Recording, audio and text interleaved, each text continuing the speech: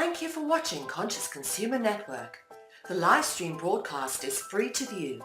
You can pause and rewind live broadcasts to catch up, or view shows at a later date by accessing our free archives of all shows. Check out our broadcast guide to see what's on. You can show your support by donating to our network support fund.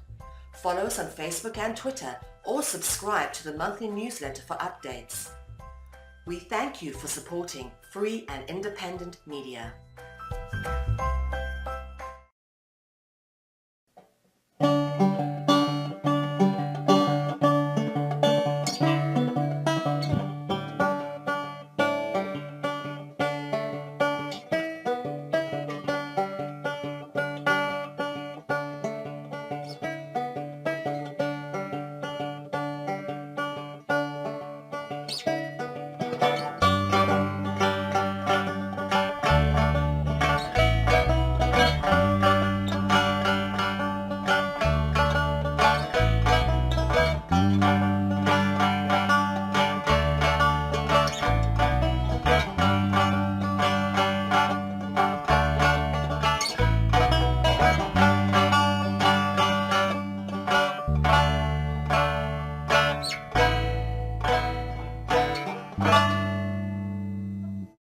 Hi, I'm Addy. Hi, I'm Gavin Sharkey. Hi, I'm Lachlan Sabourin. I didn't say my own. Hi, I'm Tilian. Hi, I'm Kaeden. What?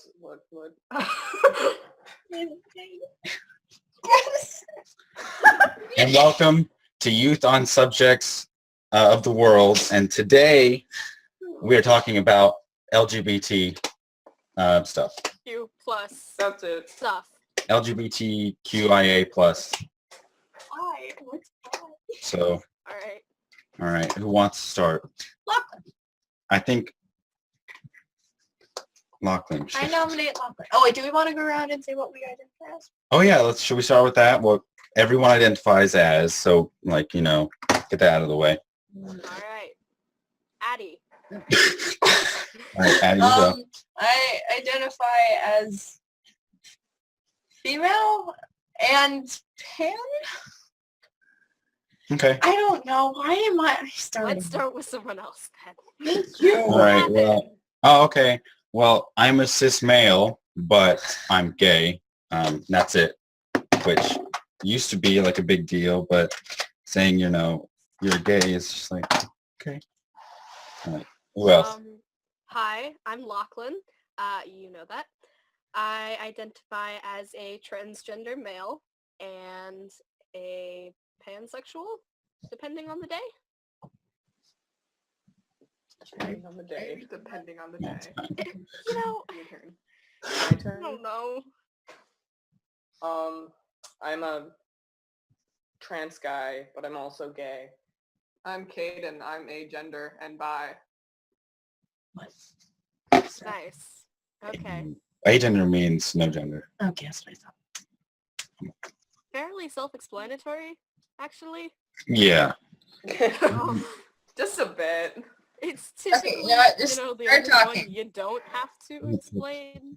The check new stuff. Mine? Actually, most of them are pretty self-explanatory. What? I don't know. I'm not listening. Okay, someone start talking. Okay. Well, what do we want to talk about? I don't know. Well, the topic is LGBTQI+. What can we talk about in that? Like that's a really broad topic. It really is. So we should narrow it down a bit. Where do we want to start? Like we could talk about personal experiences with it, oppression we faced, or because that's still quite A broad topic. yeah, it's still really broad. All right.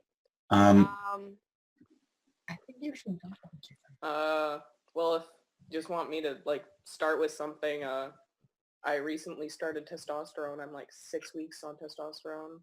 That's pretty big. That's really cool. Holy crap. Congratulations. I recently started gender therapy. Big. That was interesting. I've been in lots of therapy for things, but it's something about gender therapy that's just so different. Yeah, I have to go to therapy too.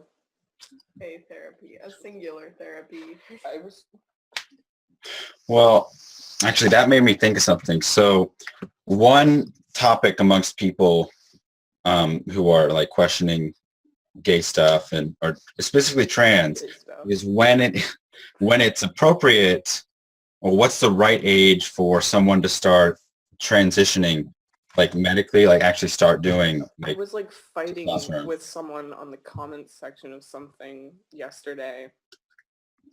Just literally yesterday, I was talking about that. So yeah, I think we'd like to hear your opinions on it because we're both not trans, we're both just cis. So I think your opinions would At be the a bit moment, more accurate and be, more honest and better, more educated, I guess. Yeah. So what do you guys think? Like what's a good age to start for Wanna start? parents? Sure. wait, we're starting with parents. No, not you guys. Well, Other What? you guys. well, it's really a personal thing, I guess. Like when 5-year-olds come out to like 10, it's usually like just socially transitioning. So that's just like changing your name and like your clothes and stuff. So like that's like no big deal really. And I feel like everyone who's trans should be able to do that. But like starting hormones is like also a personal thing, I think. Like, yeah, that's what I Yeah. was. It's Lachlan, do you have a statement on it? A little bit, sort of. I actually had no idea that I was trans until about 13, 12 or 13, and I had suspicions, and looking back, there were kind of obvious signs that I was ignoring. But, so, like Tilian said, it is definitely a personal thing, and it's also because it really starts to come up more when it becomes more necessary for you to start transitioning. So, whenever you feel the need to start transitioning, I don't, Yeah, not making sense. I didn't know until I was like 16, so. Mm. But then I also know somebody who is 16 and has known for years and just hasn't started transitioning, and that's also a personal choice. Yeah. I think it just depends on the person and how Yeah. they feel about everything. And not all trans people want to transition as well. Mm-hmm. Okay. And then there's also the problem of other people assuming that it's a phase, and the younger you Yeah. are, the more they assume that. But then at the same time, when you get to be at a certain age, then suddenly it's, how did you miss this? Yeah. And now there's a whole new set of problems that come with that. So there's sort of this small age window that you have to come out in. And if you came out before that, then you were too young, and after that, and you're too old, and you can't transition now, but you still can. Mhm. Mm. Transitioning is really personal. It is. Well, at least on the medical side, it's a really complicated conversation because when it comes to like hormonal like transitioning, it really should be done earlier because once you hit puberty, it becomes much more difficult for the body to transition because those hormones are like already pumping through you for either gender. But if it is in fact a phase or they're not trans, but they are like gay or something or whatever, what they were going through was not transgenderism, if you start the hormone therapy and then their body's completely different, then they will have actual gender dysphoria because they all of a sudden aren't the biological gender that they identify as. And that is a problem too. So it's complicated. Like, It is complicated, and That's that why is one of the beauties younger of kids gender usually therapy start. and them making you do that beforehand. It gives you the chance to figure that out a little bit more. But that was a huge problem that I had when I first started to come out a little bit, was I didn't know if I wanted to immediately start moving towards hormones until I'd had a couple of years to figure out if this was actually a permanent thing or if it was really just a phase. And it ended up not being a phase, but that Hmm. was a huge concern of mine for a long time, was that I was going to find out later on that it was a phase. Yeah, that is a concern. What about you guys, Tilian and Kaeden? What's your story? How did it go for you guys? How did I find out I was trans? Sure. I'm sorry. This is complicated. Are you comfortable with talking about it? Well, yeah, but I just didn't know if that's what you wanted me to talk about because I missed a little bit of what Lachlan said. Sorry. Yeah, sure. Like you're, coming into your own skin story or coming out or either. Well, when I was like 14 to 15, I started thinking I was some sort of gender queer. That sounded wrong. I thought I was like non-binary or something, and I just stayed in the closet for like 2 years because I thought it was probably going to be a phase and that I was going to come out of it. And like, well, not non-binary, but I am a trans guy now, and like I figured that out like within days of coming out as non-binary.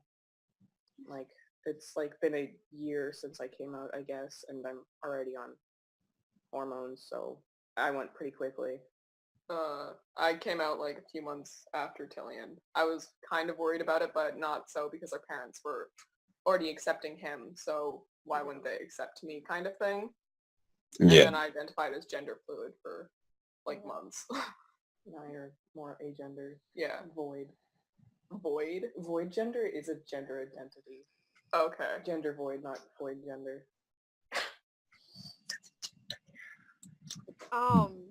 One of the things that you just mentioned, Tilian, with the whole coming out as something and then Yeah. very quickly realizing that you were actually something else, was a thing that I struggled with a lot because I changed identifications like 5 times in 4 months. And then finally settled on trans male. And even then, like later on, was like, maybe I'm gender queer, but I'm just sort of in the gray area of everything. But people eventually just kind of stopped trying to keep up with my current identity. And that was sort of disheartening, but at the same time, I really understand because it's exhausting to keep up with after a while, even for myself. Yeah. So I did have that problem. I still partially identify with gender queer. I identify as demi-boy, so like, because still like feminine things, and I like guys, so like, that also, feminine, Chug, chug. I would become a drag queen. Fabulous. Thanks for your addition. Okay, so labels. Why are they important? Oh, that's an interesting conversation. A lot of people like to just flat out say labels are bad and wrong. We should get rid of labels. But one argument I've also heard a lot is the one upside for labels is that they help people understand what they are. So like all these different genders and like sexualities and stuff exist because it gives people more options, allows them to figure out what they are. Like if someone feels one way and they think, well, maybe I'm gay, but then they also feel another way, or maybe they're straight, or if it has to do with gender. Labels, they're good in that sense in that they give somebody something to identify as. And then they also bring people together because if there's 2 people that identify a very similar way, then labels can help you to sort of find other people like you. So Yeah. there's another upside, but then at the same time, labels in general also cause a lot of complications. Yeah. I find with labels it just makes you feel more comfortable in your skin because you can just be like, I own this, I am this. Yeah, then you Exactly. can you can claim something and Yeah. identify with something that is a real thing, and it sort of validates you. Mm. There's no label for genderqueer than you just sadness. I don't know where it's going with that. I didn't know where you were going with it either. That's one of the things that I really love about the queer community, is that it's basically labeled as labelless, and it's Yeah. really something special.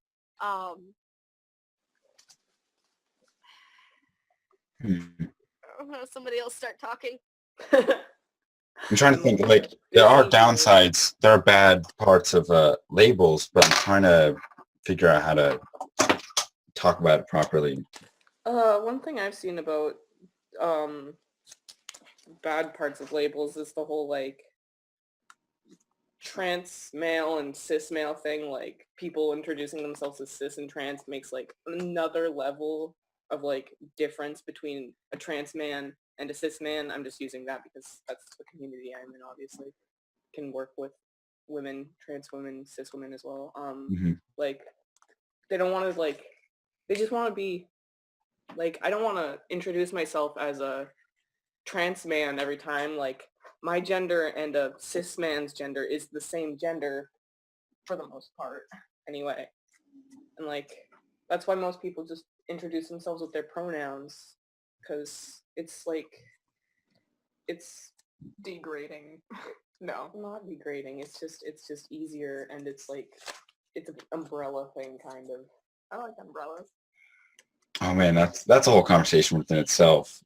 Pronouns, but I don't know how to start a conversation like that. But I think that is something Pronouns that are could be brought up. weird. Yeah. Continue on. No, I had something to say. I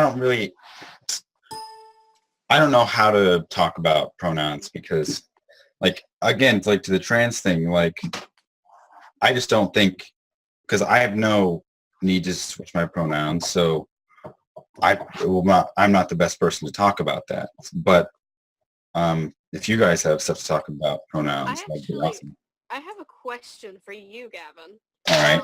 And yes, I also do want to get into pronouns, but this is something that's been nagging at me for a little while now. From the perspective of a cis man who has had several trans guy friends, what is it like having them coming into your sort of gender community? What is it like to accept a trans guy into your community? And is it ever weird for you? Or what is the perspective of a cis guy? Well, it's not weird. I guess that's an interesting question. I've never really, I have not thought about this. Well, now I might be different. I'm probably different, or my opinion will be a bit different from the majority of cis males, because at least I feel like I'm more accepting than some. Correct me if that's not true. No, you have really good language. You're doing a good job. Yeah. Thanks. But I've never noticed it as a problem, or I've never felt, I don't know what the right word is, like intrusion, like, well, because to me, like, someone who is like a trans male is just a male. So it's not like you're some like weird, like other gender coming in intruding on ours. You're just male. So at the end of the day, it's not a big deal. So, but that's me. Like, I feel like I'm more of an accepting person, and so this stuff has never bothered me. If anything else, maybe a different answer, but for me, totally cool with it. And it doesn't. Am I answering this correctly? Yeah. All right. So now, more specifically, someone like me, who has been your friend for years, and you've known me at my most feminine and most masculine times in my life so far. So what was it like having a friend that you probably never expected to be trans, come out as trans, and now is a trans guy? And a guy in general. So for the entire time since you came out with trans, I never had never did I have a problem with it, but it was always with the pronouns, because the complicated thing, and I brought this up with multiple people, is whenever I get pronouns wrong with someone, it isn't from a source of like aggression or trying to, be offensive. It's just when, someone you've known your whole life comes out as something else, you have to switch pronouns. It's a bit difficult, but but I don't know how I say this, because it was never, I completely support you. God, I'm not saying this right, because this is, I think we get no, wait. completely supported me. It was just the occasional having to adjust. Yeah. That you found a little difficult. Oh yeah, okay. It's just it was awkward and it was difficult because I wanted there to be understanding that with every time I messed up, no offense was meant. It was just I was going through an adjustment period. That's what I found difficult, because I completely support you. I completely support everyone who does this, but I just want them to understand that when I mess up, it's not anything against them. I'm not doing it against them or you personally. It's just it's difficult. I was just It's a force of habit. Yeah, force of habit, and it was a struggle, because I was hoping, because you really just have to hope that they don't take offense to it, because it sucks like messing that up, because you don't mean any offense by it at all. It's completely accidental. I'm going to admit something real quick.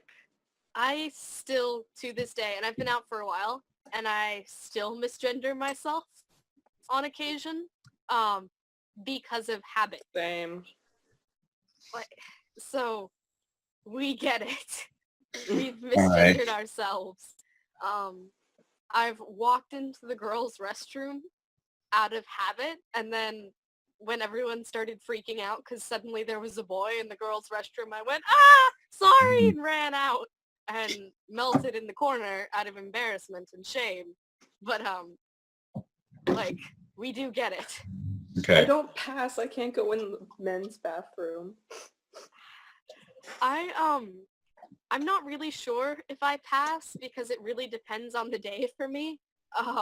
But I do it anyways and have gotten myself into some dangerous situations because of it. So, one time I was actually in North Carolina and went into the men's room out of habit. And then I was in the one stall, and I just see these cowboy boots walk up to the door, and they're standing there, and he's knocking, and I start panicking because I cannot go out there. I'm going to die if I do. And I was in there for way too long, just having a panic attack on the floor. I ended up texting Gavin, and he's like, why did you text me? I'm in another state. I'm like, I just need to have the confidence to walk out of that door, because if you walk out there with confidence, you're probably going to live. Yeah. Oh God, North Carolina.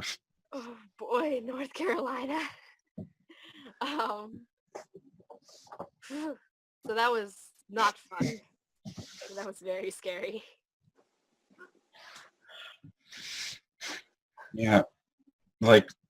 To what I was saying, I think a lot of cis people actually feel this way, feel what I'm feeling, because my parents certainly do when they talk about this, or because it's a real problem, because they just don't mean it. Of course there are people who do mean offense, because that's going to happen, but I feel like a lot of times there are people who are they're just really trying to adjust, and they don't mean any offense, and there's always the worry, are they going to, I really didn't mean an offense by that, and well, actually, we have a question from the audience. Oh, really? Yeah, we do.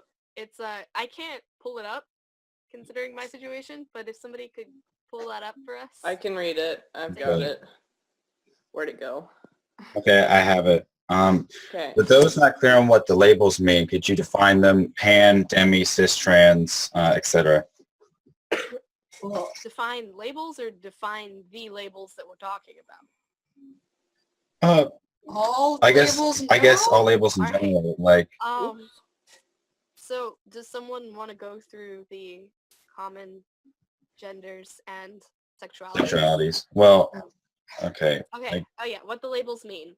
All right. So well, you've got the two binary genders, male and female. All right, and then you've Starting got from the the top. two kind of really basic binary sexualities, and that's heterosexual and homosexual, and so gay and straight.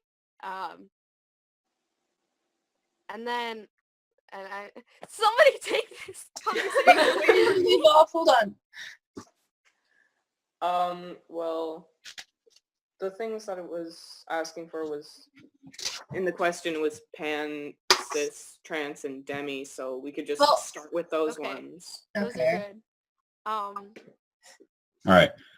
Pan means Well, why don't you start with bi? Because it might be Okay. a little easier to explain after you explain. a lot of people think bi and pan are pretty similar. So I guess they're similar. okay. Well, bi is you're attracted to both. Okay. Yeah. Yeah. Like, Bi bi is an is you can- attraction to two genders. Yeah. Pan is an attraction to all genders, sort of regardless Mhm. of the gender. Like, Yeah, it's no it doesn't longer really really matter. a factor Yeah. in the attraction. Or it is, but you still are attracted to all of them. I am pan, and I can't even explain it. Yeah, me too. It's just sort of your I think- attraction to someone is no longer defined by their physical gender or gender identity. Yeah, I feel like the best way to explain pan would just be kind of like you like the person. You just like that The person. person. Doesn't matter what they are. You just like that person. Yes. Well, I think we should wait. I hope I'm not interrupting. Am I Oh, interrupting? no. Okay, we should clear up demi because that's certainly That's a little more that confusing. one's a little more confusing. Demigender or demisexual? No. I think Both. it's demi-gender because I said I was Okay, a demi demigender, boy, right, didn't because I? you were talking about demigender. Okay. Yeah. All right, you explain Demi. Me? Yeah. No, the other one. Well, I identify as a demi boy because I didn't want to conform to the gender binary. I just felt like it wasn't a place for me. So I still I'm 90% guy and then 9% not guy, 10%. Where's that 1%? That 1% is is gone. like It's out the elephants. window. Wait. Okay. And wait. Now demisexual. What is I think demisexual. Correct me if I'm wrong. Is like so Do we need to look? Do we need to go in? to have a sexual attraction to someone, you have to have you have to already have a connection to them or like know them for a while. It's a This one It's a I special know. one. We've explained it about You have to have an emotional connection that Right. typically takes a little while to build. So like you can be Cat picture? in a romantic relationship with someone and be demisexual. You just don't have the attraction until later on, once you've made that initial emotional connection. Mhm. Which is obviously different for every single demisexual, as every single label is experienced differently for everyone. This is really weird hearing Yeah. it right there. So they're actually playing the live stream in the Out other in our room, living room. and it's It's a kind very of thin wall. it's making me anxious. Okay. Anyway, so the other one, cis. That's actually it's the most common. Yet some people might not be familiar with the term cis. But if you're cisgender, that just means you. It means to identify Everything adds up. with the gender you were born with. So it's basic. I don't count this. So- because I'm not sure. Identify with your genitals, basically. Yeah. Simplest way to put it, that's what it is. Yeah.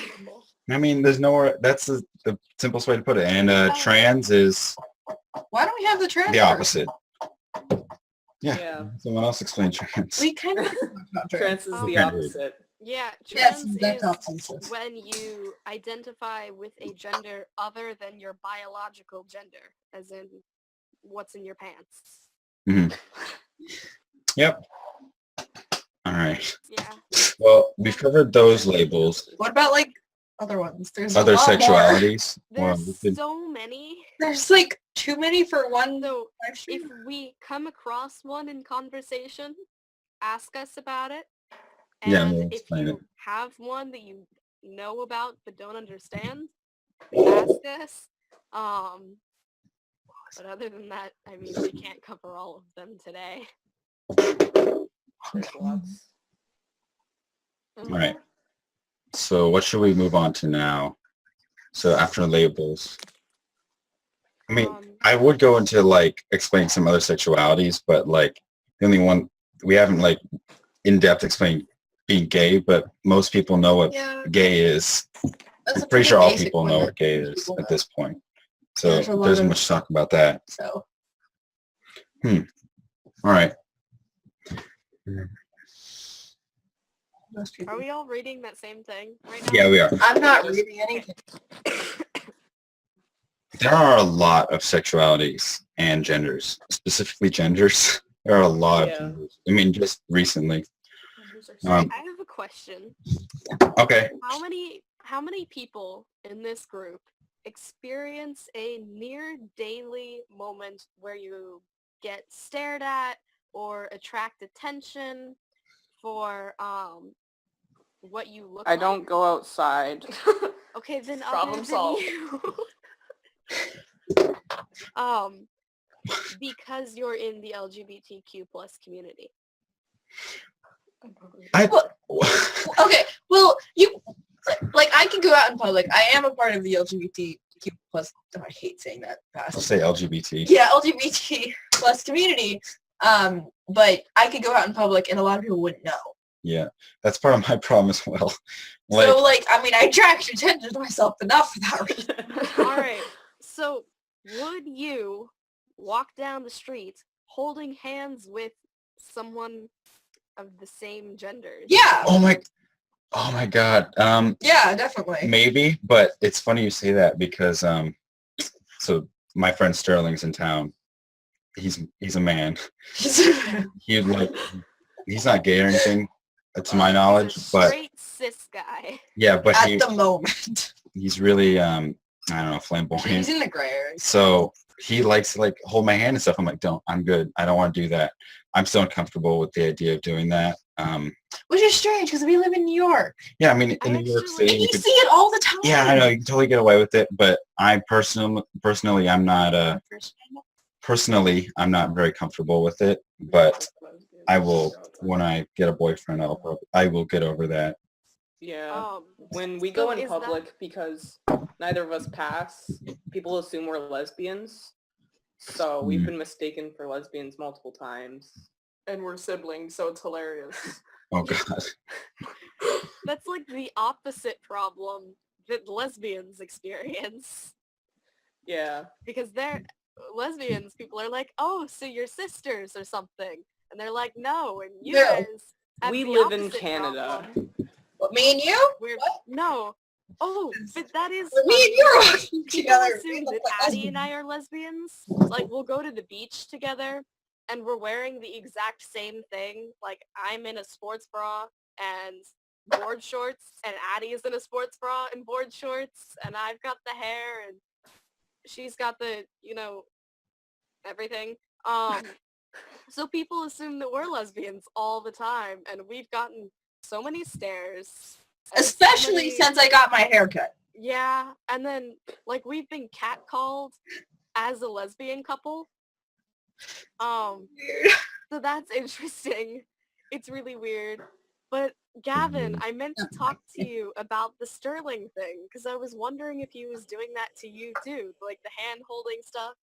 Yeah. Because it is really interesting to be in that situation where, like, as the LGBTQ plus person, you have the awareness that he might not have. Because like we have the self-preservation thing and stuff like that where we have to understand our situation and know if it's appropriate Yeah. doing something like that.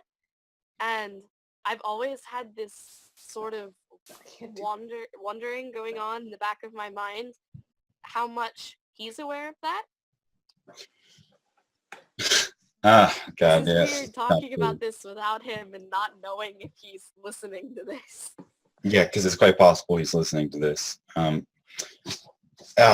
it's, I guess, yeah, maybe, you know, I hate saying it because he's listening, but he's Just probably talk. not aware. Well, yeah, because there is that. Because a lot of other people probably relate to it. Yeah, because there's that like thought in the back of your mind, like when we were on the subway or we were walking around the town, he's like, oh, like, I'm like, no, I don't want to do that because we're in public. Or when he like, I don't know, does what he does, Just super flamboyant. It's like, very gay. He Yeah. looks and acts gay constantly. yeah, Like, I mean, I wear rainbow scarves, but I can generally act like a cis straight male if I have to. mhm, I don't really like to. I'm very flamboyant and feminine, and I kind of look like a fairy. I just sort of hop around places. But I can if I need to because I know when to. And it's interesting to have that dynamic with your straight cis friends that don't always know that. yeah, And then you don't really know how to talk about it with them and how to tell them when they need to start acting straight mhm, and start acting cis. yeah, Because at the end of the day, we're the ones that are in danger, and like it's kind of a weird topic to bring up with them, but at the same time, it's a conversation that needs to happen. yeah. It's kind of complicated. Back to the original thing because we're talking about Sterling a lot, and you know, we're like the only two who can relate to that. Only three. Yeah. So yeah, Not really for me. 'Cause so like this looks like a about couple. just me going out on my own and you know worrying about people noticing me. I now whether this is a blessing or a curse is depends on who you ask, but like I don't in most cases I don't look gay. Well, you're not very flamboyant. I'm not flamboyant either. I act straight mostly. Unless and like except for some rare cases. So I don't get noticed. I wear, you know, I just don't look gay. And that's just so when I want people to notice me as gay, it's like it's annoying, but like I don't have to worry about someone discriminating against me in public because of just looking at me because it's not apparent.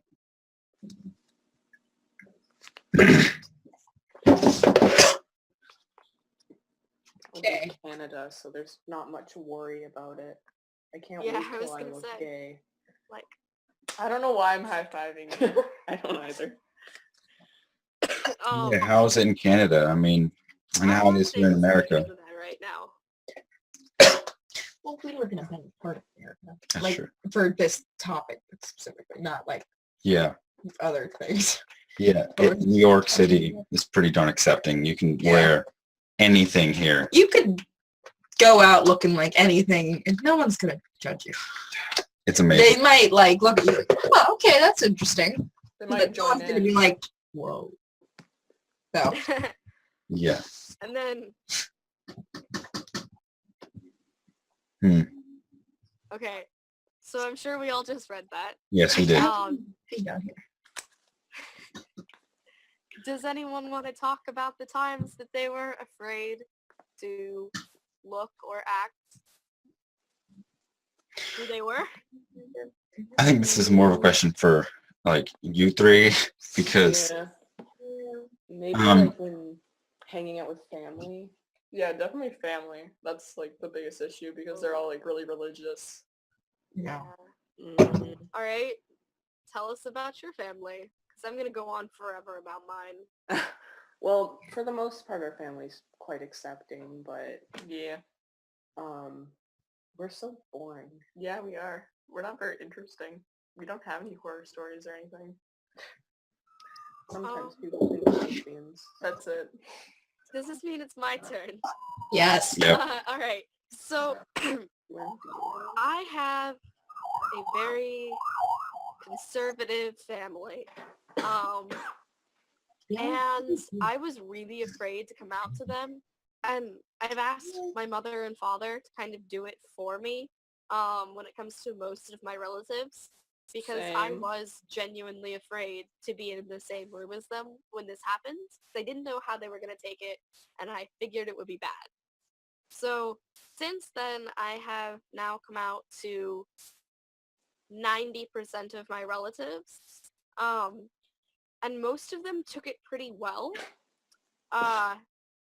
They just sort of are indifferent to me, but they kind of were to begin with pretty indifferent to me. There was some awkwardness, and they just sort of avoid talking about me in general now. They don't use names or pronouns, and they don't tell stories or anything because they're just very kind of afraid. And I feel like that is something to talk about within itself, is the fear of us and of offending us and us in general. Us as in, queer people. Trans people. Oh. But overall, it went pretty well, but I was definitely very afraid for a long time. In general, in public, I live in Florida, so there are definitely places where I have been afraid. Although I do happen to live in a really gay town. Yeah, so you live in probably the gayest town. I live in the gayest part of Florida, and I moved here from the Yeah. gayest part of Michigan. So I've always lived in the gay places, but then we're just kind of hated as a community. And people tend to hate where I live because it's so gay. But there have definitely been times, like I said, when I was in the men's restroom and I've gotten stared at. It's actually worse in the women's restroom because then they're just staring at you and they can't figure out if they're uncomfortable because you're a lesbian or because you're possibly a man, or they don't really know what's going on when I'm in the women's restroom. So, yeah, it's more of a discomfort than a fear. Somebody else started talking. Well, I think, we need to find like that chart of all the genders and sexualities, because that's a very interesting conversation. Because that's a long conversation, all the genders that exist. Oh, I have a question. Yep. All right, so this was a question that I was actually asked a while ago. Oh, awesome, yay, we have the chart now. In a minute. So I was once asked by a person in another minority, who couldn't really hide the fact that they were in a minority, why I was so open and displaying the fact that I am transgender and gay, and how I could almost, like, how I could put myself out there so much and put myself in danger so often when there were others who couldn't do it at all and they couldn't hide themselves. So I don't know. Does anyone else want to answer this question? It's not going to get better if we hide it. Yeah, that's true. That is a really good point. It's not I going to always get want better. to be if we proud of hide who it. I am, so I don't try to hide it. Don't do that. Want to see my frog? That is a beautiful frog. Oh my It's God. horrible. I hate it. Let it die. I agree with that statement, though. I mean, things aren't going to change if we just hide ourselves. So there is, you got to take that risk, and you got to, be out there, because nothing's ever going to change. Because the people who are anti, LGBT are just getting exactly what they want. If, we're not happy and we're living in the shadows and not accepting ourselves. So, yeah. Yeah. I mean, And but of all the minorities, we are definitely a loud one. yeah. And a bright one.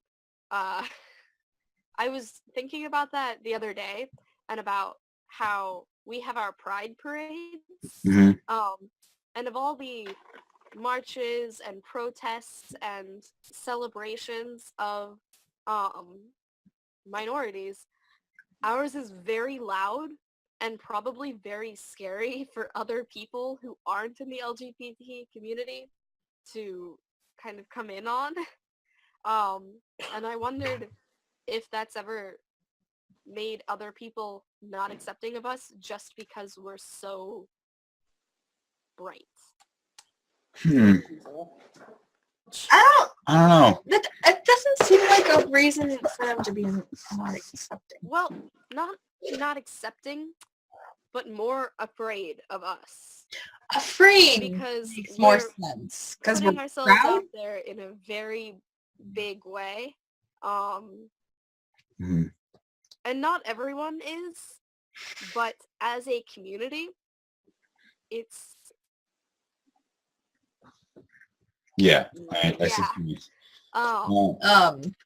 Wait, hold on. What was it? I don't know. I mean, I guess. Yeah, I'm sure that's the thing that happens. I mean, because it is, to someone who is, new to the LGBT community, or just they're a normal or a basic person, straight, cis, whatever.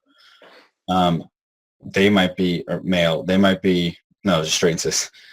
They might be, I guess, scared away because, well, it might not be about the flamboyance or the colorfulness. It might just be more they notice the extremer side of it. I noticed that what happens a lot when people start to become accepting is they will get scared away because they tend to focus on the extreme side that might be a bit radical. So when they see statements that end up being anti whatever they are, straight or cis, they get offended by it. And this doesn't mean that they should stop making those statements. It just, God, this is entering a really complicated topic, because this goes into oppression and, oh God. Wow, Addy, could you have been more of a lesbian right there? Carmela, Loki wanted it. So Okay. yeah, it's a very complicated topic. Don't let him on the desk. No. So I don't know if we should go into that.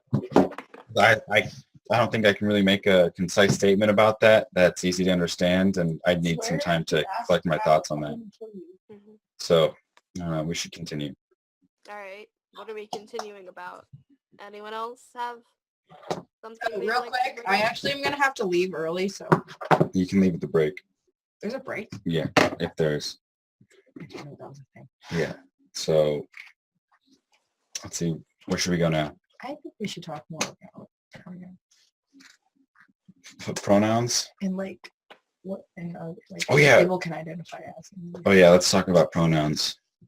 We didn't end up actually doing that, did we? We just Not really. Not enough. No. Well, because it gets really complicated, because not only is there they, and there's even a whole argument about they, if it's singular. Valid pronouns. They, okay. It is in the dictionary. It is, obviously.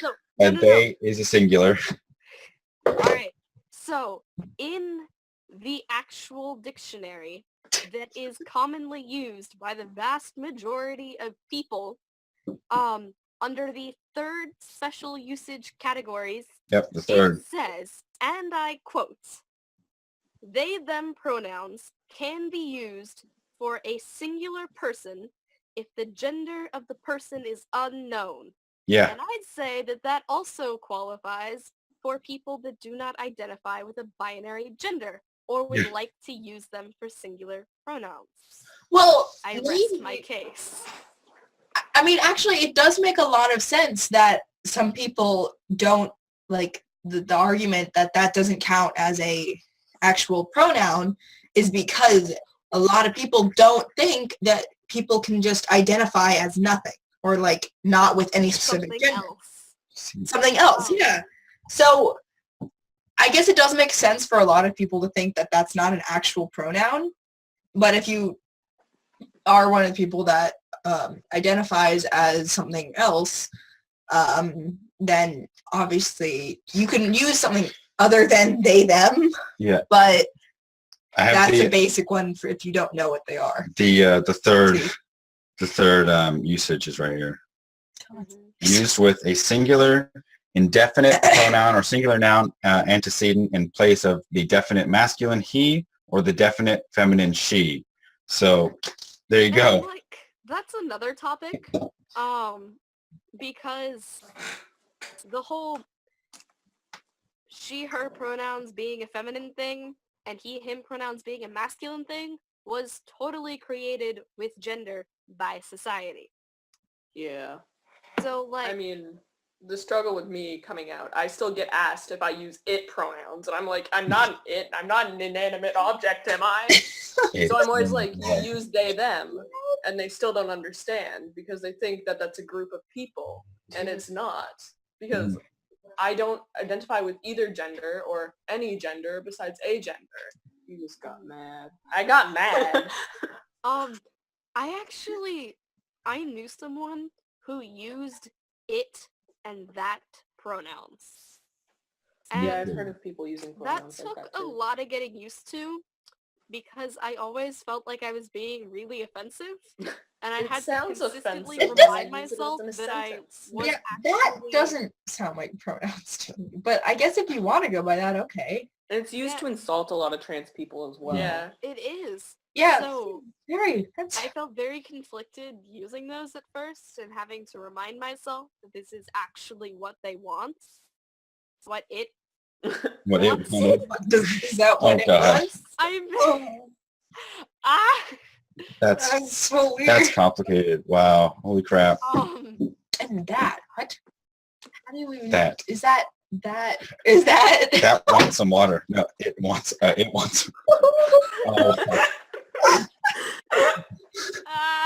Anyways, so as you... Anyway. Wait, what would be the third pronoun for that one? They then... So, I don't know. That's... Oh, Jesus. Okay, let's move on from it. Okay. Because there are others. This isn't a focus pronoun. Let's move on to like one of the bigger ones. Mm-hmm. Are we going to Alright. go into neo-pronouns or... Is that the technical Yes. term for like ones that aren't they or like the other ones? Yeah, Zer, Zer. Zezer, AM, right? AM. Isn't that- Yeah. I've heard of it. I don't know. What's AM, the other one? Zezer, Frey. Wait, what are the Frey Shishim. ones? Shishim? Okay. I What don't know. is shim? I don't know. Shim. I'm just making them up. Because There's a I'll lot. be going to introduce my pronouns and I was going to go she, shim because of he, him, but Shishim. I'll actually And say she. she, shim, but that's Yeah, Addy has this problem a lot, and I feel like Yeah. pronouns really scare a lot of cis people This isn't because They don't scare me, I they're just did suddenly faced with this part of their own language that they didn't have to think about before. Yeah. And like my mother, it took her about 2 weeks to really get good at using they, them pronouns for a singular person. Which because person? She was suddenly having to think about something that had just been natural for her for years. And now she's good at it, and and I have lots of friends that use they, them pronouns, and she can flawlessly maneuver through those conversations. But it was really interesting to watch her struggle with that. And then to even be like, my pronouns are he, him, and have a cis person go, "What are pronouns?"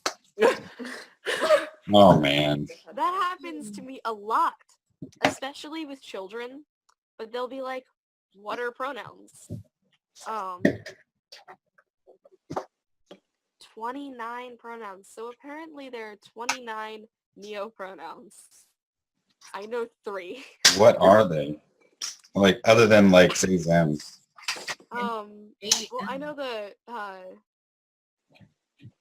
I take that back. I know 2.5. Can we look them up? I like. Apparently Anne did. Oh, but she didn't tell us them, so. Oh, well that's. She just told us that there's 29 of them. Oh, wait. I'll find the link. All right, so we've got a link on the way. What else do you want to talk about while we Till get then, this link on the way? Don't mind me. Ooh, I've got That was one. a gun. Yeah. I Oh, thought it was a Not gun. gun. Oh. oh, link. I had to open my door, but Okay, I what? didn't Tumblr want to. link. What were you saying? Okay, so actually I don't. Let's go back to the pronouns while I think this Holy through. Oh my crap. god. Wait, Thon self? Okay, What? people can't genuinely use these. Wait, okay, what's the website? I'll just pull it up on my phone. It's a Tumblr post. No, it's a Tumblr post. So I don't even think it's worth mentioning all these because there's a lot of them. I know, I was just curious. Okay, well, there's just a lot. Yeah, There's a lot of them. There's a lot. There's a lot. Google it Meet if you want to someone find who out. uses these, just ask them about it. Them as in actually using them as in multiple people. Yeah. A group of people that use these pronouns. What they want to be called. Yeah. See, I'm still working on getting good at that one. Yeah. All right. So that's All right. pronouns. There you go. Okay, Retry. so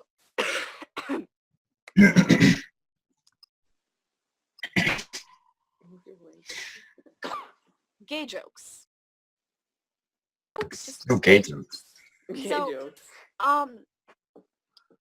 So many people have such a huge problem with gay jokes, and so many people use gay jokes all the time and make them all the time, especially gay people. So how do we, as a group of 5 people in the LGBTQ plus community, feel about gay jokes? Well, it really depends. It really depends on the joke because I And think who's there are saying it to yeah, and who? who's saying it to who? Because there are a lot of people who just outright don't like any jokes that exist at the sake of someone. But I feel some of them are okay, but obviously there's a line that can be drawn about any sort of joke that exists to be offensive towards someone. I can't think of any examples, but I think in general they're all right, but they certainly can be used, for offense. Like, just saying that's gay. It's different when a Yeah. gay person says it and a straight person says it. Yeah, it depends on the person saying it. That's true. Yeah, also, like, who you're saying it to. Well, I think when most straight people say that's gay, there's some malintent to that statement. It's that's not meant, oh, that's gay, like, overall, oh, that's a like good thing. Like, Yeah. that's gay is When I Oh. say really that's a bad gay, it's thing. compliment. Yeah. So- Yeah, like Tilian said, when I say that's gay, it can often be a compliment. But then, if some straight person saw me and went, "That's gay," That's Um, offensive. that's not a compliment. No. I'd take it as one still. Yeah, I still take it as one. I'm always like, "Thank you." But, like, if and it, then they're like, "That's gayer." then that's just straight But, up. like, offensive. But like right before this live video thing started, we were having a conversation about hat hair, and I was like, "This conversation is really gay." It was. It was so gay. But like, it was accepted because it was me, a really gay person, saying that to all of you who are I mean, you're not all gay, but like, Varying levels of I mean, you gay. are actually gay. I call myself gay and I'm not gay, but So, I'm bi. So I do that that's too. a different story. I feel like that really confuses people because I say that I'm gay all the time, even though I really identify as pansexual, and panromantic. So, Saying that's I don't- bi just doesn't have the same ring to Yeah. it. yeah, that's so bi. And then you What's leave. the situation? What did I just say? yeah. It's like checking out a guy and a girl at the same time. That's bi. What? Yeah, I know what you mean. Okay. Sure. All right. I was just about to make a really good point and then I forgot it. Come on, Lachlan. Well, I mean, I guess to preface it, I mean, it's like with any sort of joke that's at the sake of someone, like even more than just gay people. I mean, with like race or against women or something, like that statement kind of applies to all of them. That it really depends on how extreme it is, or what is the joke or the usage, And if like it's who you commonly are. understood But the light coming that from- the intent is innocent and just having fun versus malintent. Yeah. Like I have a friend who, pardon my language, calls me a faggot a lot. And I am okay with that because I understand that their intent is okay. I wouldn't let just anyone call me that. But coming from them, it's understood that it's not supposed to be offensive. Yeah. Now that kind of thing, I would in no way would I ever be comfortable with that. Like even if it was like explicitly obvious that they didn't mean any offense, I wouldn't be able to take that. I mean, just because of the historic, power behind that word and Yeah. my knowledge of it. No, I'm not comfortable with that. I I'm, don't think people are. I'm going to bring up a statement that I once used for something else, and that statement was, it's not their word to wield. Yeah, that's when we were talking about the N-word a while back. So, it's not just, that statement doesn't just apply to, like, straight people calling gay people, demeaning terms. Yeah, you're sort of shiny, Tilian. Yeah, I've it's glowing. noticed. It's Doesn't it look beautiful. beautiful? Yeah. It adds to our aesthetic.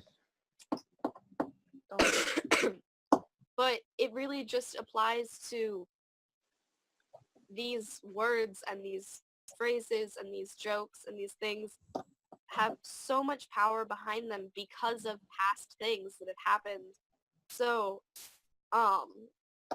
even people like us that these words could be used against, it's sometimes not even our word to wield because we haven't been the victims of hate crimes yet or something like that.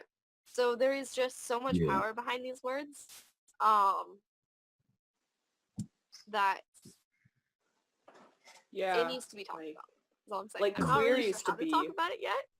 Like But it needs queer to used to be a talked word used against us, but now it's used as an umbrella term sometimes. Well, sometimes it's I feel from what I've observed on like Tumblr and like talking to people, it does seem like for the most part it has been reclaimed by gay people or LGBT What are we people. talking about? But no, the word queer. Ah, But that doesn't mean that a straight person can go like say, oh look at that queer. There's still Yeah. like this there's this still kind of goes into like words in general. Like if there's malintent behind it, then it's not good. Like even though that word has been mostly reclaimed, like it still has like offensive power. So it's really how offensive a word is really is about the intent behind it, mixed with like the history of that word. That's what it's really about. yeah. I realized as I was sitting here that I really brought my gay game to this because I wore a lot of rainbows, and it wasn't an intentional thing. I was just like, I'm going to wear a scarf, and then it ended up getting really gay. I thought it was intentional. It's a beautiful scarf, by the way. Thank you. Nice.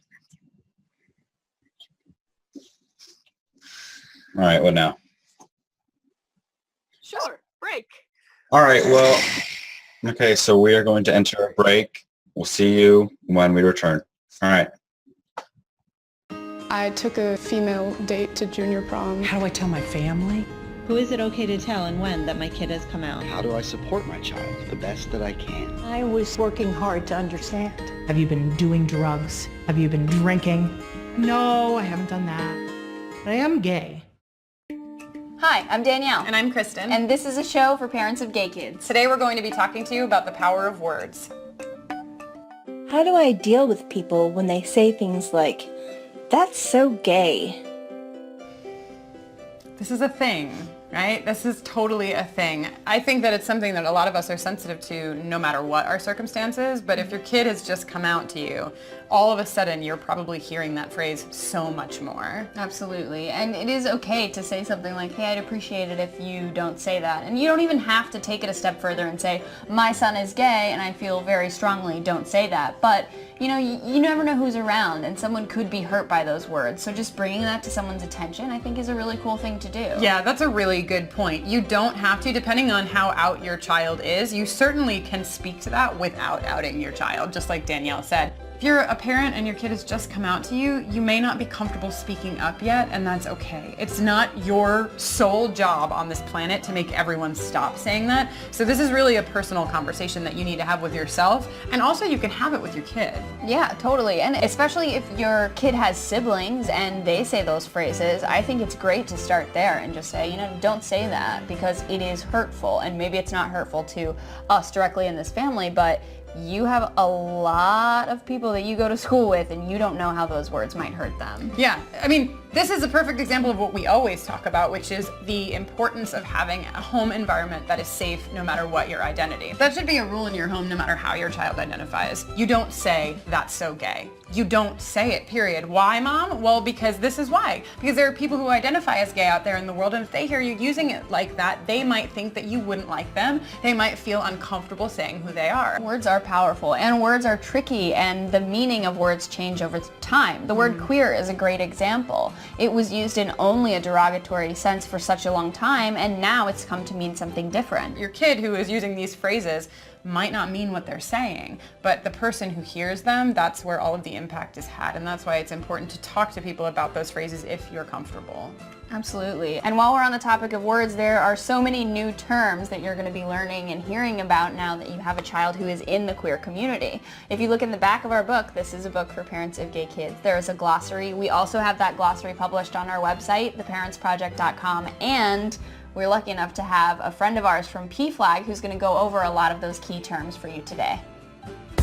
Hello, my name is Jean Marie Navetta and I work for PFLAG National. PFLAG is the nation's oldest and largest organization representing parents, families, friends, allies, and LGBTQ people themselves united in the effort to achieve equality for all and move equality forward. Today I'm here to talk to you a little bit about some terminology, namely the LGBTQ acronym. There is the L in the acronym, which stands for lesbian.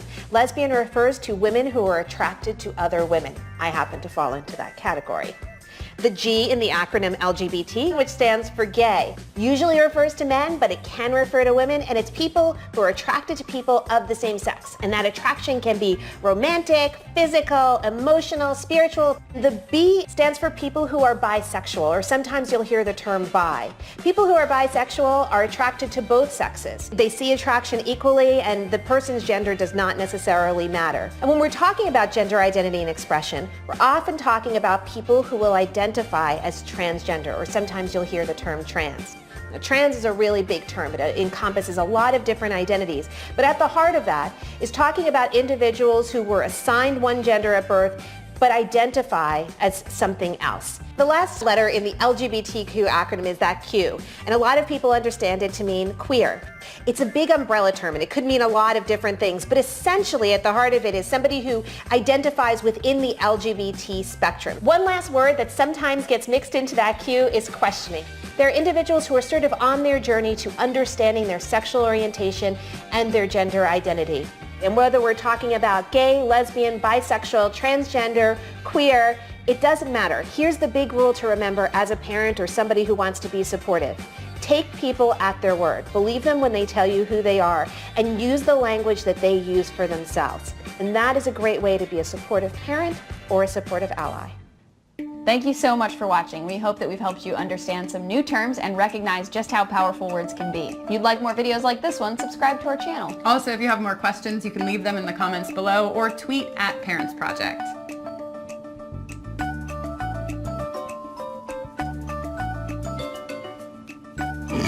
I still went with shoulders. Oh, you did? I was like... All right, welcome back. Welcome back. Hi. Oh, hello. Okay, so All right, so what do we want to talk about? I think we should start talking about how people are feeling when they're transitioning into certain When that. as you know what I'm trying realize to who say. you are. Yeah, like, as you're realizing what. No. no. Sorry about that. And Alright. before you were started to come out,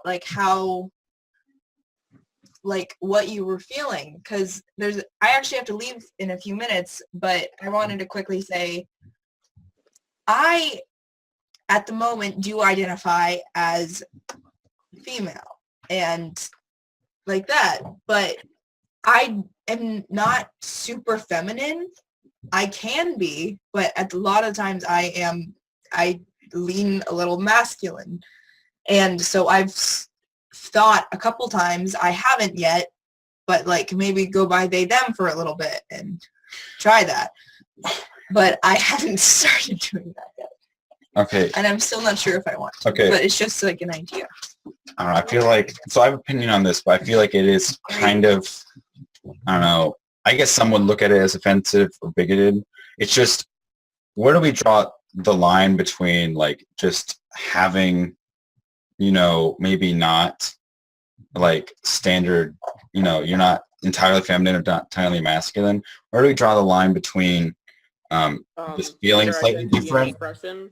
or actually being something completely different? Because I see, there's people, that's why I'm not sure if I want to go by they, them or anything yet. Because, there are times when you can just feel like that, but you definitely identify as this one thing, but you just sometimes will feel more masculine or more feminine, yeah, depending on the person.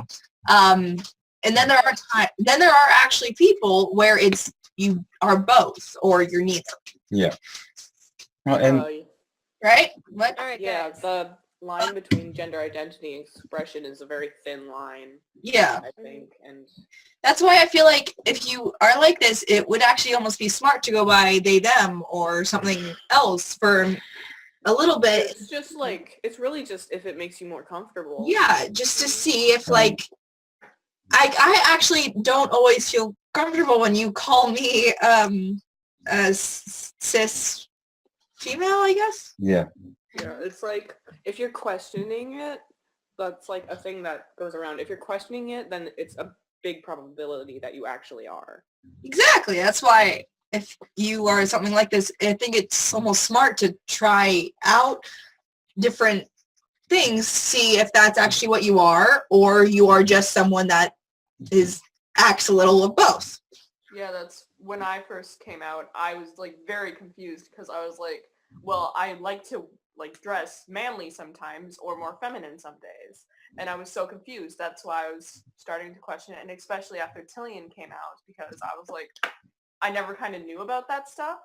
And then after some thinking, I was well, can you try, to my family, can you try to use they, them? You don't need to announce it. I'm not going to announce it because I'm not comfortable with that personally.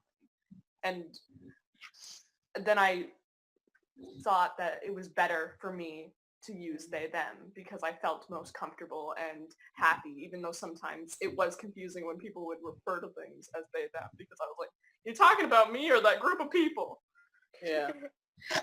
When I use they them pronouns for a group of people, I always try to make sure like that it's specified that it's a group or All not a of group. them. Yeah, that's obviously plural. Yeah. Well, it's obviously And then you can group. say,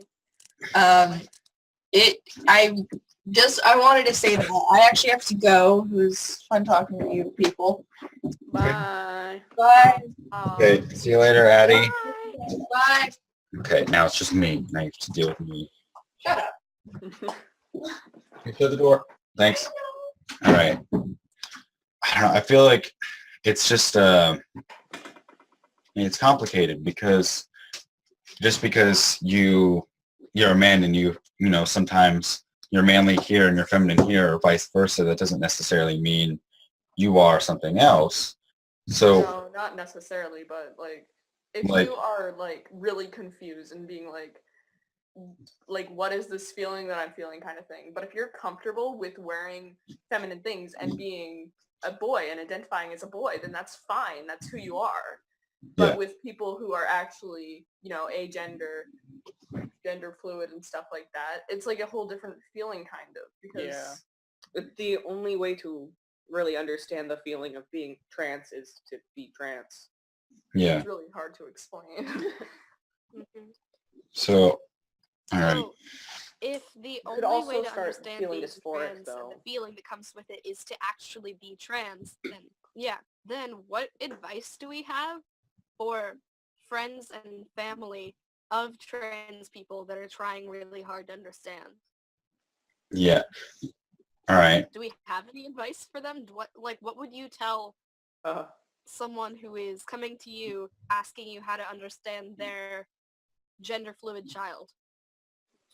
Just be accepting. Just Talk ask about them it. what makes them comfortable and do what makes them comfortable.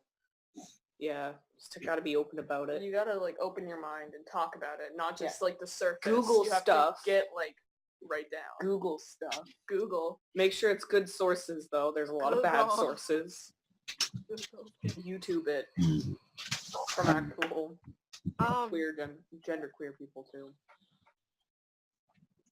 Do any of you guys remember that meme where the guy was identifying as a wolf? Oh my God. Yeah. You mean The the video? The Yeah, video meme? all right. it was So- something like that. All right, so the backstory of that meme is, so this person's trying to do a documentary about otherkin. Okay, I guess we should probably explain what that is. Otherkin is somebody who feels like they aren't human, like spiritually. Sometimes it's just like an anxiety thing, like people they don't actually think they're cats, but they identify with cats to help with their anxiety and stuff. Mm-hmm. Oh wow. So, Like the other day, that makes it seem more sane anyway. Yeah. It's the same with the other day, adults still that identifying as video was brought to my attention Please. again. reminder. And we were talking about where you draw the line with identities. And that video has been brought to my attention by so many people. I have been compared to that guy. And so we're being portrayed by the media as these weird things through people like this, and then getting compared to people like this that is something totally different. But I'm not really sure where I'm going with this. All right. Well, I see what you mean. What I'm gathering from this is, and also from personal experiences, I think for people to understand, I think people need something that truly signifies that they truly that they are what they say they are, and specifically with this example, I'm going to use trans, but I think you can experience this with other genders.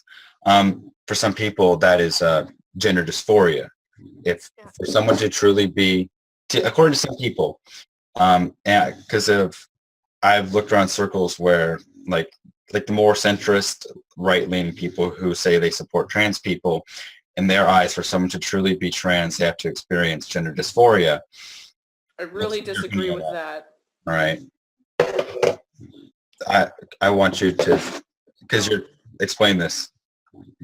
There's this I'm not gonna name any names, but like there was this video about a trans woman talking about like you can't be trans without experiencing dysphoria, and it's like saying kind of if you don't hate yourself, you're invalid, because dysphoria is fucking terrible. It feels horrible. It's like the worst part about being trans, and even cis people can feel dysphoria as well, actually, gender dysphoria. So like it's different. It's being trans is just not wanting to be the gender you were born with. You don't need to have dysphoria. I wish like no trans people needed to have dysphoria. Should we explain what gender dysphoria is? Yeah. Right. There's different kinds of gender dysphoria. There's social dysphoria, And emotional dysphoria, gender dysphoria, and physical like dysphoria. physical, yeah. It's like it can be one thing, like target like your hands, your legs, your face. Lots of face dysphoria. All right, so dysphoria is that really awful feeling that you get when your gender identity doesn't match something in your life. So like there's social dysphoria where like I would experience a lot of social dysphoria when people called me a girl or used she, her pronouns or used my birth name.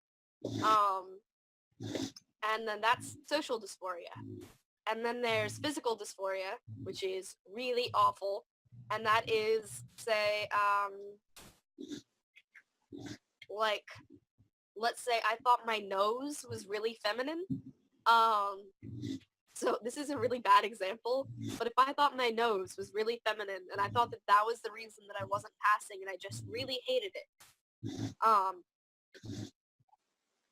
that could be physical dysphoria. Help me out here, That's guys. well, that's what most people think of. Like when you ask one of these people about gender dysphoria, that's what they're thinking of. They're thinking of, you know, a extreme discomfort with one's body, and with, you know, your birth genitals and, you know, appearance.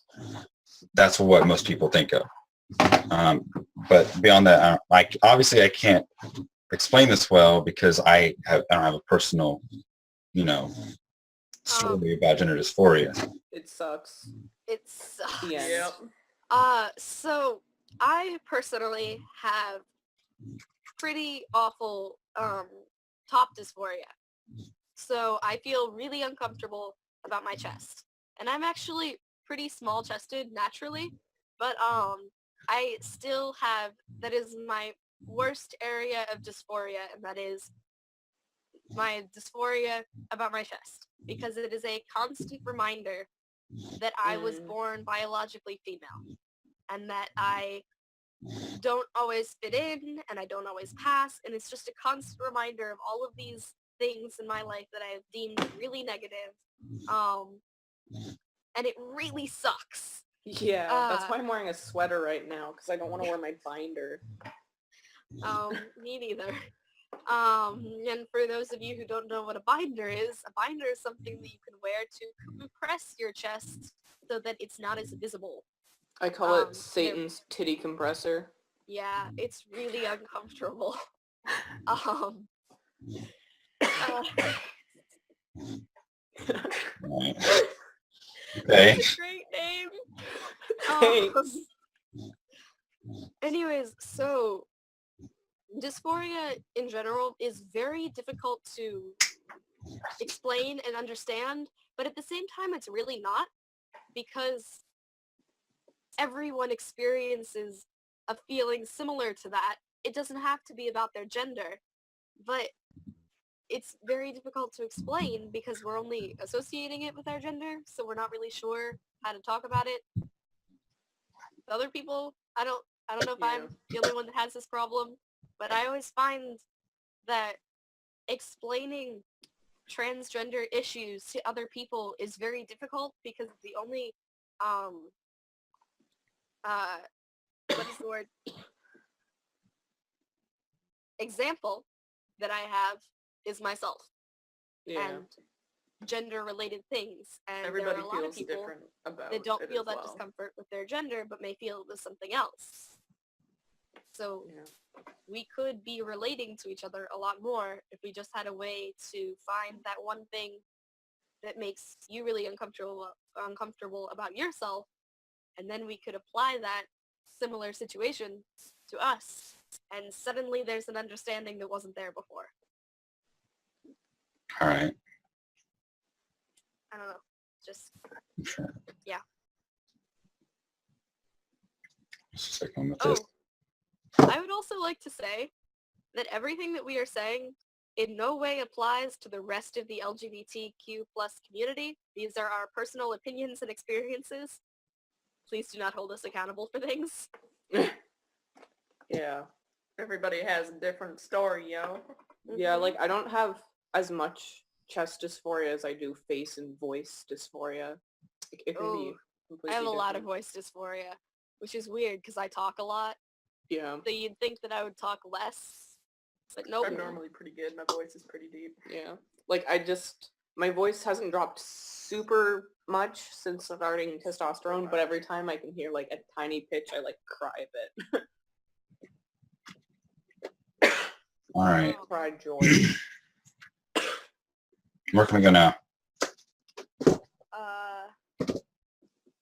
My battery is failing. Well, is there anything anyone's been wanting to talk about, they've thought about, or a point they want to bring up? And really, come on. I will be right back. Oh, really? I have to solve a problem. I will be right back. Oh, crap. Okay. Hold on. What? So, how's the weather? The weather is okay. great. The weather's gay. I'm trying to think of something else we can talk about. Like, should we continue talking about trans, or should we, Oh, I don't want to talk about bigots. They make me tired. mean, we should probably talk about that because that is a real problem. So, all right. Being afraid of, again, I don't necessarily think about being afraid. It's more about, it's just bigotry, like homophobia. It's just about what? All right. It says like hate comes from fear. Well, I know that's true. Well, for a lot of people, it's about religion, and so there's that aspect of it. So there is a fear part of that. All right, so I've got a question for you guys. If hate comes from fear, then what does fear come from? A misunderstanding. Misunderstanding. So how do we solve misunderstanding? Educate, like we're doing right now. Complicated. Yeah. Well, you say that, but like a large part of the problem with the ignorance in our country is I think we talked about this on like one of the other live streams.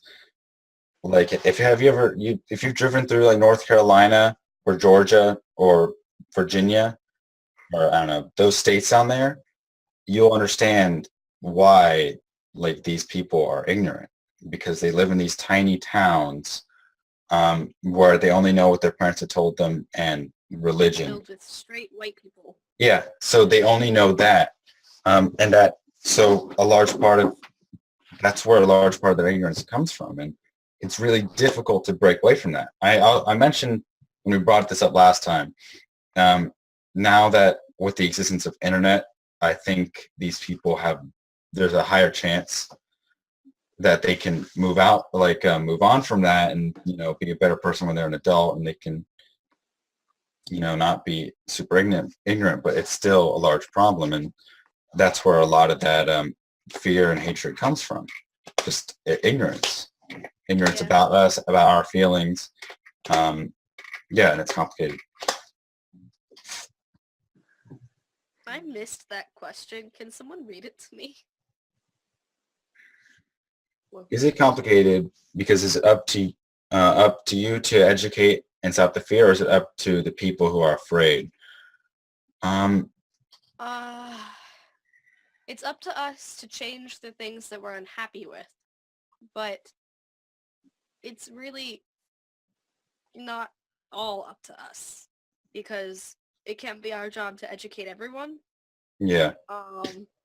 So that's putting a lot of pressure on us. Sometimes they won't even listen or try to understand, though. So yeah. Well, And then there's I don't think it's that black and white. I mean, I like most issues. It's not, you know, it's not a one-sided issue. There needs to be a level of acceptance from them, or a level of, all right, I'm going to give you a shot, explain, like, plead your case. And we need to, you know, educate them a bit. And it's, you know, I'm trying to make a concise statement. That's where I struggle with these things, like thinking about this stuff and trying to make something that makes sense. So, all right, Lachlan. Okay. Since my coming out, it has been my job to educate everyone who didn't understand. And that's been really exhausting, because there are things like the internet and other people in the world that understand this. So for a long time, I really didn't understand why it was always my job to do all the educating. And it made me kind of resentful for a little while, because I got tired of having to explain everything to everyone. But then there's also, like, they don't need to understand, because it isn't affecting them. So I was the only part of their life that required them to have a certain level of education in this area. So then that posed the question for me, anyways, in my own mind, is it my responsibility to educate them because I'm the one that wants the thing to change? And I came to the conclusion that I don't need to educate them, but if they're willing to listen, then I will gladly educate them. So obviously I haven't come to a lot of conclusions about this. This is still a thing that I think about a lot. But that's kind of where I stand. And I am always open to answering questions. It's the fact that people aren't asking questions that's causing the problems in my life. All right. There's a silence now. I don't know Hmm. where else to go with that. I think that's a pretty good answer. Yeah. All right. Well, all right. Where am I going to go with this? Certainly, part of the problem is just not being able to personally relate to us. So, like, with a lot of, like, that's probably a source of bigotry. It's just either a lack of ability to relate and a lack of care to relate or to learn about our problems. So, one thing that does lead, you know, people to understanding is having someone personal to them go through this process. Like, so there's this incredible story on, well, I don't know if I want to use the word incredible, interesting story on Facebook about this mom. She's a Christian. She's in a, like, Christian part of America. So all her friends are, like, of that religion. And she has a son who from a very early age insists that she's a girl. And this was something that this mom struggled with for a while, because this is from like it's like 3 or 4, and she was insisting upon this for a long time. And early on, the mom did not understand, and she wasn't listening to it. And the mom she wouldn't let this clearly girl be a girl. And then eventually she talked to people about it. And then she started joining like communities of people in similar situations who are going through the same struggle on Facebook, and then she started help like letting her daughter transition, not medically but socially, starting to let her wear like clothing and like female underwear and stuff. And it's a really touching story, and that went into if you read the comments on this, there was a lot of argument about not about right time to transition socially, but medically. So this is like I'm segueing into another conversation. But to answer that, it does, for a lot of people, they just need something personal to get them to understand. But I would like to segue into the conversation about like medical transition, because there, like, if you read this comment section, there were the people on the right who were like, no way, you can't let her transition because she's too young. She might be a phase. You have to wait until, she's an adult. And then there were the people who were on the left. It surprised me because I believe these people must have been more extreme left, because they were saying like, the second they show signs, you have to get on top of it. And that's a predicament, because I brought this up earlier. I just think this can be talked about a bit more. So specifically with medical, like, because this, I guess we kind of did talk on this. We did, about how if they're showing signs that they want to be this, then they probably are. But if it is just a phase, then, you never know. But it's complicated. I think the biggest problem with like what you were just talking about, as soon as someone's showing signs they need to medically transition immediately, is that medically transitioning, like transitioning in general, but specifically medically transitioning for this context, is such a personal thing. Mm-hmm. And every aspect of it is such a personal decision. Like, I really want to start hormones, and I really want to get top surgery if that's necessary.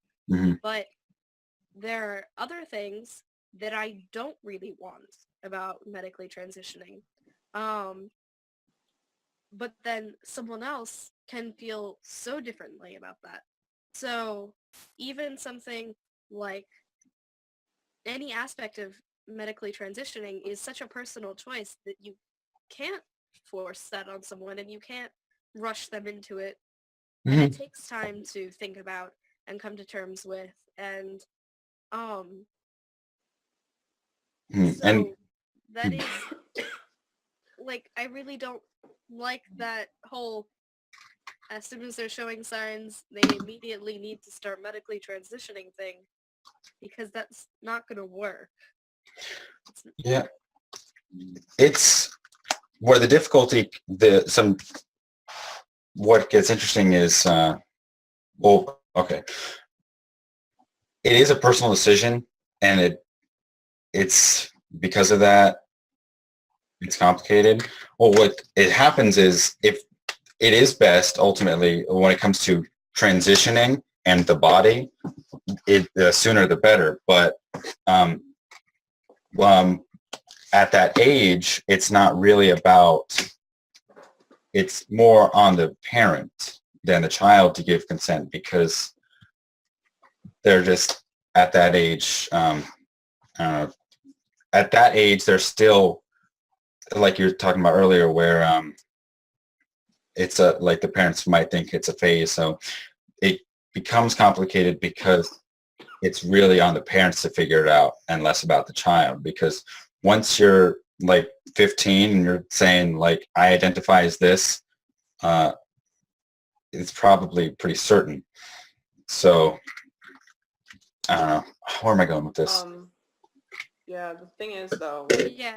transitioning doesn't need to be black and white. There's more than just hormones and not hormones. If you're like kind of figuring it out around 10, almost about to hit puberty, you can go on hormone blockers, and that just puts puberty off for a while, so you can start to figure it out till you're like older, so you know you're sure. You go off hormone blockers, you get your normal puberty back, and if you go on like the other hormones, then you get the other one. It's like, Yeah. it doesn't need to be black and white. You can push it off. Yeah, that's exactly what I was gonna say. All right.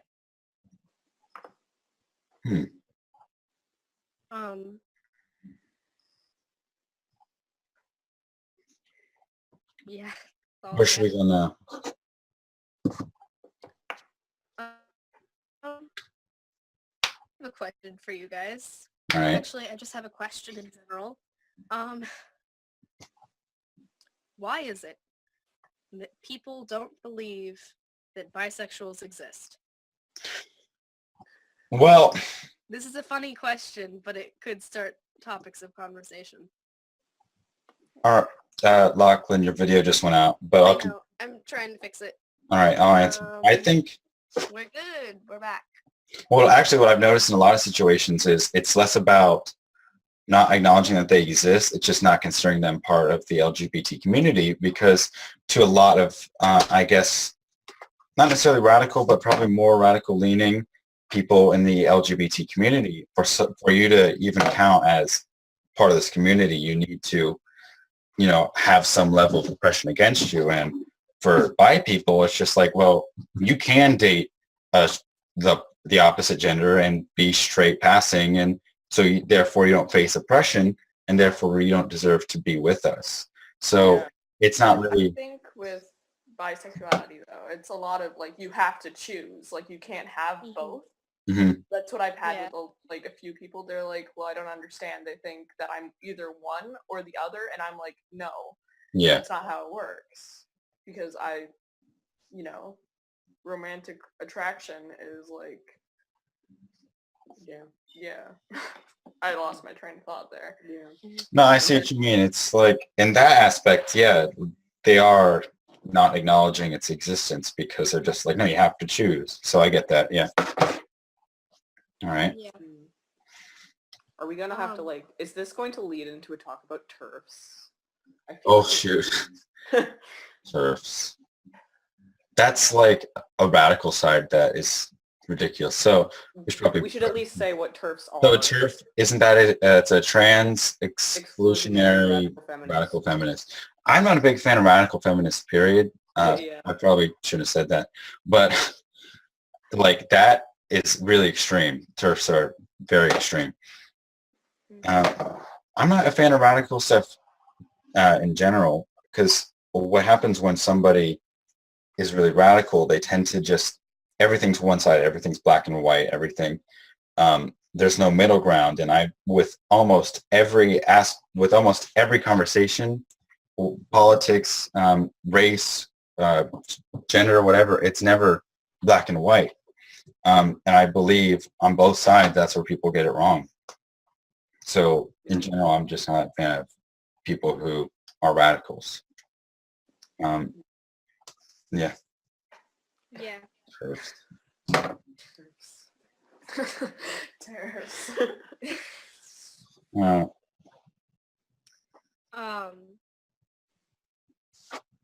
right. Come on, where do I want to this?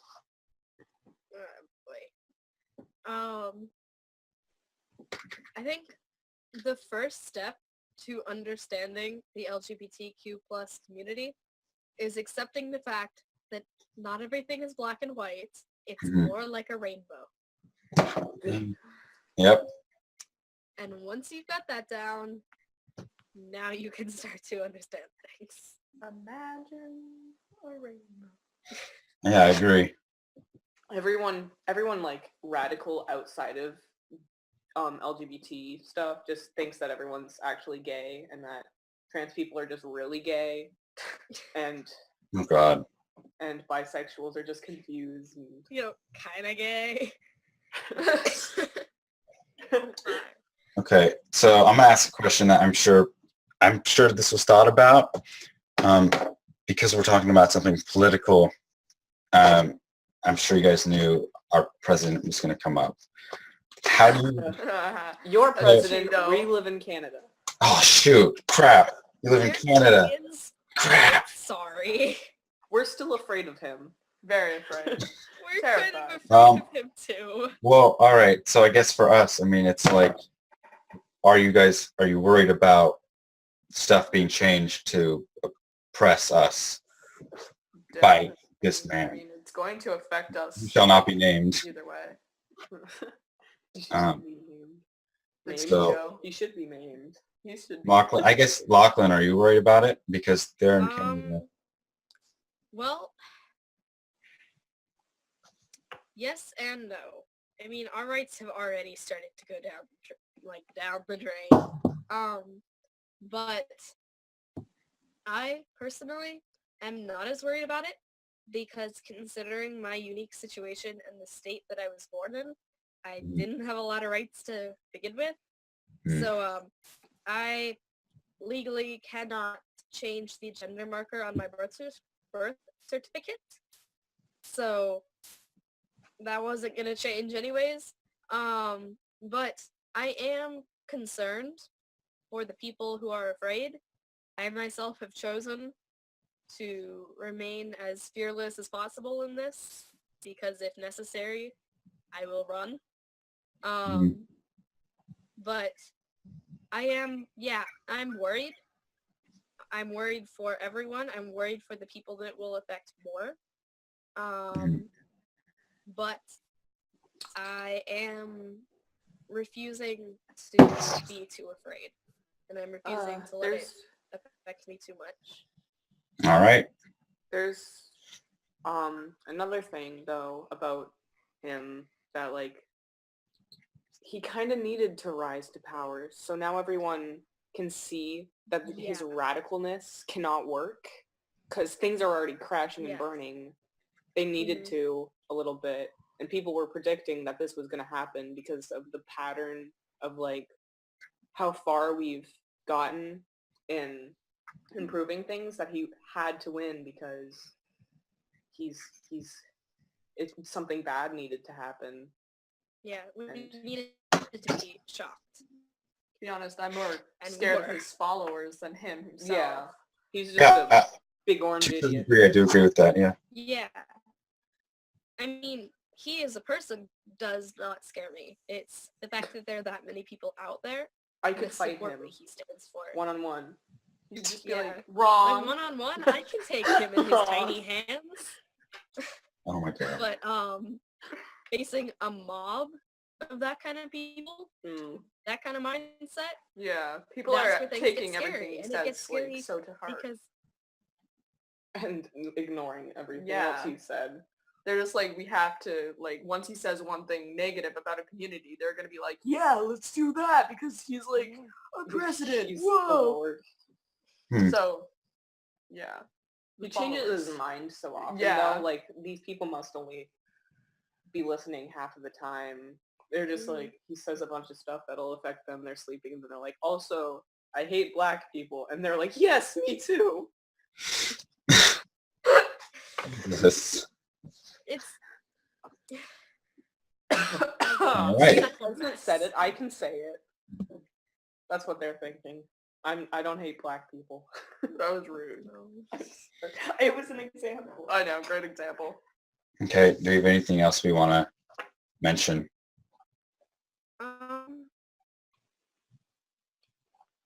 We're just people. Yes. Yeah, we're just people. We are just people. We just want to love and be loved and go about our daily routines, possibly do some yoga. We're really just people. and we're usually open to questions. If We're you really come funny. from We're a hilarious. place of You should genuinely caring. tell some jokes with us. I'm horrible on jokes. I'm That's not true. a funny person. Send us memes. There is no need to fear us. We're not Yeah, and don't be that afraid scary. to ask questions. Like, Unless they're Most of us are stupid quite questions. small. Stupid Don't questions. ask what's in my pants. You already Justice know. is in my pants. You don't need me to admit to it. Just don't. And like, don't beat me up if I use your bathroom.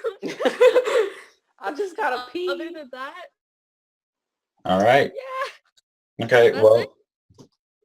All right, well, that's that. Yeah, that's that. Was a good statement. Anything else?